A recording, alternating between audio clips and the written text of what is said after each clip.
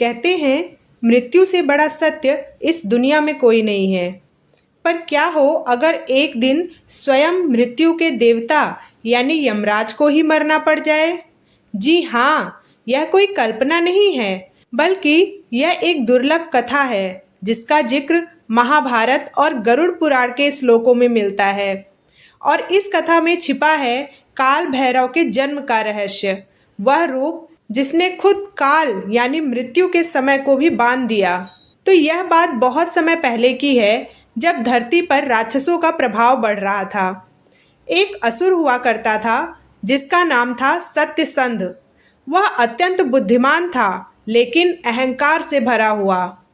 वर्षों तक उसने घोर तपस्या की और भगवान ब्रह्मा को खुश करके उनसे यह वरदान मांगा कि हे प्रभु, मुझे ऐसा आशीर्वाद दीजिए कि मृत्यु मेरे पास कभी भी आ ना सके। ब्रह्मा जी ने कहा, हर जन्म लेने वाले की मृत्यु निश्चित है, यह सृष्टि का नियम है। पर सत्यसंध अपनी जिद पर अड़ा रहा और उसने कहा, तो फिर मुझे ऐसा वरदान दीजिए कि अगर मृत्यु मेरे पास आए तो वह स्वयं नष्ट हो जाए। ब्रह्मा जी को आखिरकार उसकी जिद के आगे झुकना पड़ा और उन्होंने उसे आशीर्वाद दे दिया। और यही आशीर्वाद आगे चलकर यमलोक तक को संकट में डालने वाला बन गया।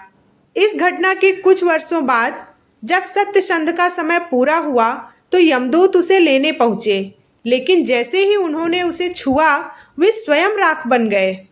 यमलोक में हाहाकार मच गया। यमराज ने स्वयं जाकर उस असुर को समझाया कि हर जीव के जीवन का अंत तय है, नियम सभी पर समान है। पर सत्यसंध हंसते हुए बोला, अगर मैं नहीं मर सकता तो सृष्टि के सारे नियम व्यर्थ हैं। अब मृत्यु मेरे पास नहीं, तुम्हारे लिए है यमराज। यह सुनकर यमराज भी मौन हो गए, क्योंकि उन्हें ब्रह्मा के वरदान का विरोध करने की अनुमति नहीं थी। धीरे धीरे यमराज किसी को लेने ही नहीं जा पा रहे थे। कोई भी नहीं मर रहा था। धरती पर बूढ़े लोग अमर हो रहे थे, आत्माएं इधर उधर भटक रही थीं। जीवन और मृत्यु का पूरा संतुलन ही टूट चुका था। देवता चिंतित हो गए और वो ब्रह्मा, विष्णु और महेश के पास पहुंचे। भगवान विष्णु बोले, सृष्टि का नियम तभी संतुलित रह सकता है जब मृत्यु अस्तित्व में रहे। भगवान शिव बोले, अब समय आ गया है कि काल स्वयं काल का अनुभव करे।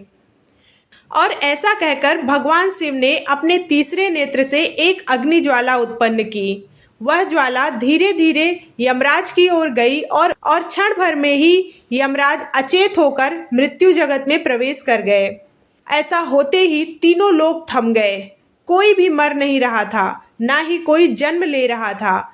जीवन का चक्र ही पूरी तरह से रुक गया था। देवता, ऋषि और यहाँ तक कि यमदूत भी दिशाहीन हो गए। तभी उस दिव्य शून्य की अवस्था में एक भयंकर गर्जना गूंजी। काशी नगरी में एक अद्भुत स्वरूप प्रकट हुआ और वह स्वरूप भगवान शिव का ही एक रूप काल भैरव था। उनकी जटाओं में अग्नि थी, आंखों में ब्रह्मांड और हाथों में तलवार। उन्होंने घोषणा की कि मृत्यु अमर नहीं हो सकती। मैं हूँ काल भैरव, समय का स्वामी, जो स्वयं काल को भी निगल जाए। काल भैरव ने अपने त्रिशूल से सत्यसंध के वरदान को तोड़ डाला। सत्यसंध की आत्मा मुक्त हुई और सृष्टि का संतुलन फिर से लौट आया। फिर काल भैरव ने अपने शक्ति से यमराज को पुनः जीवन दिया और कहा, तुम अब मेरे अधीन हो धर्मराज। यानी अब से मृत्यु भी काल भैरव की अनुमति से ही होगी। यह कोई आम कहानी नहीं है, यह एक कथा है जो हमें सिखाती है कि कोई भी शक्ति सृष्टि के नियमों से ऊपर नहीं है। और भगवान शिव का काल भैरव रूप यह बताता है, जब संसार असंतुलित हो जाता है तब विनाश ही सृजन का मार्ग बनता है। इसीलिए काशी में आज भी कहा जाता है कि जो काल भैरव की शरण में जाता है उसे मृत्यु भी स्पर्श नहीं कर सकती है।